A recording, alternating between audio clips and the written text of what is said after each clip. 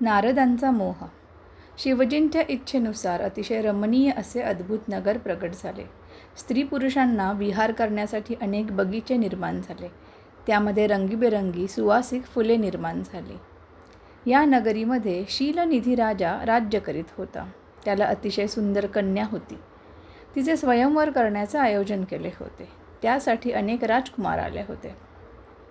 नारदांचे त्या नगरीमध्ये आगमन झाले. ती प्रसन्न रमणीय नगरी पाहून नारद मोहित झाले.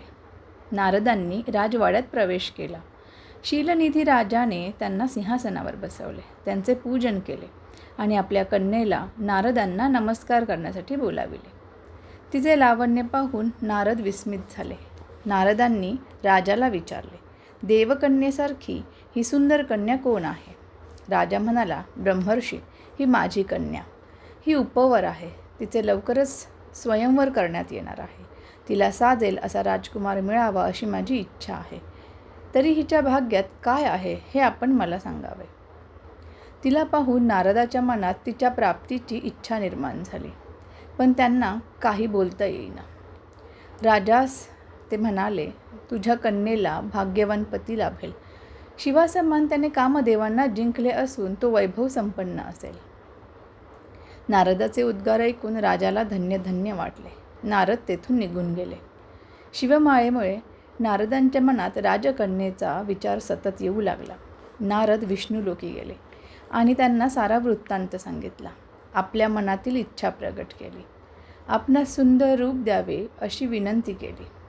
विष्णूंनी त्यांना आपल्यासारखे मनोहर रूप दिले आणि वानराचे तोंड दिले. नारद पुन्हा त्या राज्यात आले. आपणास आता राजकन्या माळ घालणार असे त्यांना वाटू लागले. राजकन्या मंडपात आली. अनेक राजपुत्रांना तिने पाहिले. विष्णूसारखे तिला रूप दिसले. ते नारद होते, परंतु चेहरा वानरासारखा होता. एवढ्यात विष्णू तेथे प्रकट झाले. त्यांनी राजकुमाराचे रूप घेतले. राजकन्येने त्यांना माळ अर्पण केली आणि तिला घेऊन ते निघून गेले. सर्वजण आश्चर्याने पाहत होते. नारदांनाही आश्चर्य वाटलं. त्यांनी रुद्रगणांना शाप दिला. विष्णूने आपणासोबत कपट केले हे जाणून नारद रागाने विष्णुलोकी आले. नारद म्हणाले, विष्णू, आपण माझ्याशी कुटिलपणाने का वागलात? तुम्ही माझा भर सभेत घोर अपमान केला. त्यामुळे मी तुम्हाला शाप देत आहे. तुम्ही मनुष्य योनीत जन्माला याल. त्यावेळी तुम्हाला स्त्री विरह सहन करावा लागेल. वानरांचे सहाय्य घेऊन तुम्हाला आपले कार्य सिद्ध करता येईल. त्यानंतर शिवजींनी आपल्या मायेला आवरून घेतले. त्यामुळे श्री नारद पूर्वपदावर आले. त्यांना आपण शाप दिल्याबद्दल पश्चाताप झाला. त्यांनी श्रीहरीचे पाय धरले आणि चुकीबद्दल माफी मागू लागले. प्रायश्चित्त विचारू लागले. नारदाची ही अवस्था पाहून विष्णूंच्या हृदयात दयाभाव निर्माण झाला. ते म्हणाले, शिवजींच्या इच्छेने सर्व गोष्टी घडल्या आहेत, तरी आपण खेद करू नये.